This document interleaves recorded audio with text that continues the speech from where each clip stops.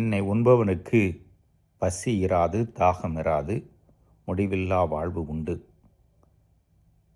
எல்லோரையும் கடைசி நாளில் உயிர்ப்பிப்பேன். இந்த வாக்குறுதி நம் ஆண்டவர் இயேசு கிறிஸ்துவால் இன்றைக்கு நற்செய்தியிலே தரப்படுகிறது. நற்கருணையுடைய மாண்பையும் உன்னதத்தையும் உணர வேண்டும். ஆலயத்திற்கு செல்கின்ற பொழுது கடவுளுடைய பிரசன்னம் அங்கே இருக்கிறது என்பதை உணர்ந்து ஆராதிக்க வேண்டும். கடவுள் நம்மோடு இருக்கிறார் என்பதற்கு நற்கருணை சிறந்த சாட்சி என்பதை உள்ளூர உணர்ந்தால் நம் உள்ளத்தில் இருக்கின்ற ஏக்கம், ஒரு நிறைவை நோக்கிய அந்த ஏக்கம் நற்கருணையினால் முழுமை பெறும்.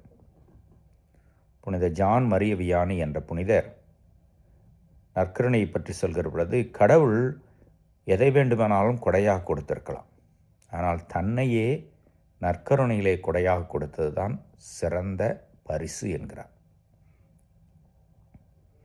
இதை உணர்ந்து கொண்டால் அன்றாட வாழ்வு நமக்கு இனிதாகும்.